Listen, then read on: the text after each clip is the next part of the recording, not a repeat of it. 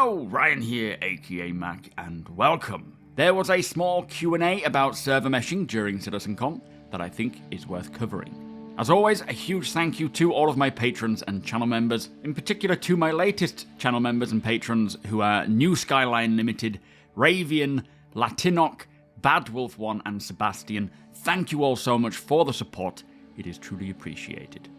So during CitizenCon, there was a live interview with the Chief Technology Officer, who is Benoit Beausejour out of Montreal, basically the guy who is spearheading the server meshing front. Now, I have linked the original interview in the description below should you want to watch it, but I do believe it is in French, so bear that in mind. There were some great questions and answers that I think many of you would love to hear. Now, starting with the first question being, will the performance boost provided by server meshing help to speed up feature development and give us the stability that we're looking for example, surrounding NPCs? And Benoit says, yes, of course it will. Each server will simulate fewer entities, and they already know that when there are fewer entities being simulated, the servers perform much better. But it will also speed up development and speed up the time it takes to deliver a patch. It also gives them much more of a buffer on performance, which will allow them to go faster, but also it will give them a degree of control that they didn't have before. So great to hear him speaking so confidently about the performance improvements that server meshing brings. And what's great is that a lot of the work for 4.0 and getting server meshing out is already in with 3.2.4.2, with it running on the 4.0 codebase, so already many issues are being highlighted. They're getting fixed before 4.0 even rolls out to the rest of us. Now, the next question is dynamic server meshing easily achievable in terms of implementation time compared to static server meshing? And are you confident that this one will come quickly? And again, Benoit says, of course. He says that there is less development to be done for dynamic than static, so they hope to do this quickly. But as we have already heard before, 4.0 will not just be static server meshing and then later down the line there's dynamic. There are already certain elements of dynamic meshing implemented in the 4.0 build, and they are trying to bring as much of the dynamic mesh into 4.0 as possible, and then the rest will come later on, but they're not expecting it to be a multi-month process to get to fully dynamic server meshing, and they are right on track at the moment, he says. So, as mentioned, we have heard already that 4.0 will not just be static server meshing, and does contain various elements of dynamic, which will continue to roll out until complete, but more of a soft rollout, rather than a here is all of the dynamic tech. But again, great to hear that this isn't going to be a multiple month process, whatever that means. To me, multiple months could be 2 months, or 3. Could this all be done within 1 month? It is hard to imagine so, but the point being, once 4.0 is out to live, dynamic server meshing won't be far behind, mostly because a lot of it is already in, so a lot of the legwork to get to dynamic will have already been done. Now, the next question that I think is worth mentioning is, when you jump through a wormhole, do you move physically via coordinates, or is it more of a teleportation system? So Benoit says that what's really cool is the way jumps are made, and when you enter the jump, there's a zone, kind of imagine it like a big ship or a train that you all jump on.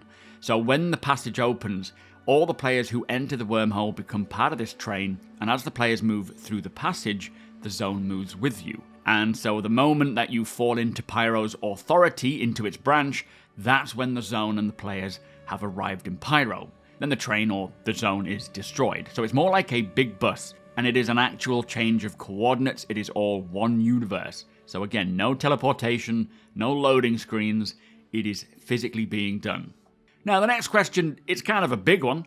Will we at some point have elliptical systems? So basically planetary rotations and orbiting around the sun. And he says that they actually already have the system in place, but it's just disabled for the moment because they've discovered a lot of efforts through it. So a lot of issues arising because of it. It is something that they are going to try to bring back, but it's not a priority at the moment as their focus right now is on bringing gameplay to the persistent universe. It will have an impact on the systems for changing zones, so first and foremost, he says they will need to have something stable and solid before moving on to a new system rule like this. Now, it has been a big debate for a while whether Cloud Imperium will try to do full-on realistic orbital simulations for systems, It obviously brings a lot of challenges, but I am very happy to hear that they will be looking into it more and working out a way to do it, as it really adds a whole new level of realism and gameplay to the game. Not to mention that the fact that they are going to be simulating actual seasons on a planet as well, that would be a very cool way to keep it even more real. But it's very complicated, so fingers crossed when the time is right, they can get it done. Now, next question. You managed to bring 4.0 to the Evocati before CitizenCon, but were you disappointed that it's only happening now, whereas the original goal, well, not the original goal, but the most recent goal was for summertime this year? And Benoit says yes, of course. They were not happy with the timing, which he says is due to 3.2.4 being a really difficult patch. Features like persistent personal hangars and freight elevators touched a lot of systems, and they were problematic. And as mentioned previously in this year, there are 3 systems that are a real headache right now, being the ATC or Air Traffic Controller, the ASOP terminals where we get our ships from, and the transit system. And with them being very old systems, they are trying to refactor them. Now, server meshing, he says, adds to the complexity here, and 3.2.4 really slowed them down, so they are not happy with how long it's taking, but they are happy with the results in the sense that they can see that the tech is functional, and it's just the first step. Also, he does note that they are not chasing numbers, mostly relating to the tech preview tests. They are chasing a real quality gaming experience, and they will go with what is most stable and functional. So, great to hear that as well. I know a lot of people question why they're trying 2,000 players when they can't even get it stable with 100 players and so forth. But what they're doing with server meshing is pushing it and stressing it to highlight the issues so that they can then optimize and fix. And they're not going to be, here's 2,000 players on the first launch of 4.0. They are using that information and that data to find what the best number is. And they won't push it to the point where it's not stable. They will keep it in a functional, stable realm and then continue to optimize and push from there. But of course, for all of us, it is very frustrating waiting so long for 4.0, for CIG, for the players. Everybody would have wanted it earlier, especially when we were hoping for it to come around summertime this year. But they are clearly trudging through it, and hopefully this rewrite of the ATC and the transit system and the other system, it can once and for all eradicate the issues that we have with them. Now, the final question about meshing was, with servers managing small zones, generally on planets, what about more global events? How are they managed? Referring in particular to cloud movement or the movement of stars. Now, Benoit says that they can make sure that wherever the players are, there's good performance. And the further they get into implementing dynamic meshing, the more responsive it's going to be. So if anyone goes off in an 890 jump, they're going to be able to give the 890 jump its own server.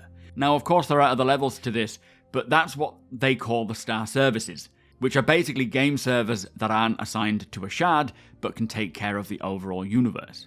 And these are only there to respond to calls for remote procedures to coordinate several shards together. So for things like dynamic weather, this is something that can be put into a service and used by every shard.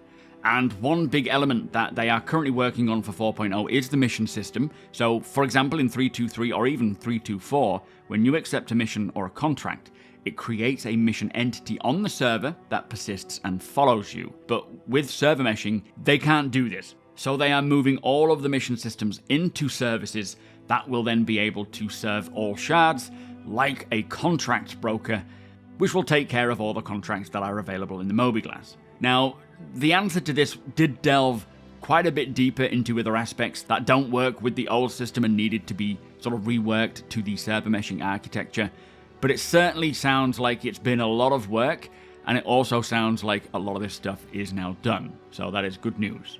Now, the next few questions are just more personal questions. Do you play the game regularly, and when was the last time you played? And Benoit says he plays almost every day.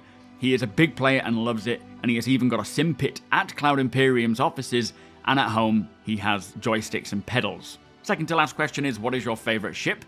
And Benoit says the Hornet Mark II, which is his workhorse. For a medium fighter, he goes for the Hurricane. For exploration, it's the Karak 100%, which he is a real fanboy of. And then for cargo, he has a thing for Drake, so it's the Caterpillar. And then the final question is, what system out of the 5 that we're getting for 1.0 would you want to settle in? And for him, it is the Nyx system. He likes the action, and with it being unlawful, it's going to be pretty hot. So there you have it. That was a short but sweet interview with Benoit, just talking further about server meshing. Again, great to see his confidence with the technology, and getting even dynamic meshing done shortly after its release is wonderful to hear. Now, 4.0 has thus far had, I think, 3 EVA-CATI tests, which means it's coming, but there is still a lot of work to do before it can get into a sort of regular, consistent testing phase. Hopefully, we hear more about another test tonight, which was recently said, I think it was yesterday or this morning, in the EVA-CATI test flight chat, that they are likely going to have a new playtest today, being Friday, but this is not confirmed yet. So I am sure that we will hear either way this evening. But as Chris mentioned at CitizenCon, they want 4.0 out before the end of the year. I am crossing everything I have to see that happen, as that would be a great way to end the year, going into the next year in the 4.0 branch.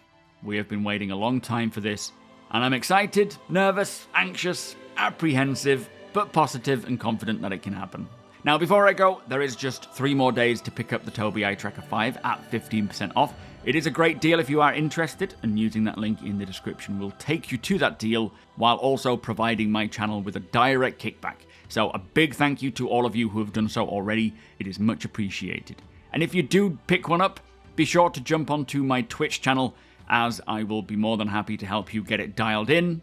I have a link to my settings, which is a great place to start out. With that said though, if you do enjoy my videos, please do consider subscribing and helping the channel to grow. We are making a push to 70,000, see if we can get there before the end of the year. As I say, jump over to twitch.tv/SuperMacBrother. You are all more than welcome over there, whether you are brand new to the game, whether you're a veteran. We are going to be hanging out and recapping all that we saw at CitizenCon. So come and let me know your thoughts. Hit the thumbs up if you don't mind, it does the channel a big favour, and tick that notification bell if you would like to be notified when my videos go live. Again, a huge thank you to my patrons and channel members. Cannot do it without you guys, so thank you so much for the support. Thank you for watching, and I'll see you in the next one.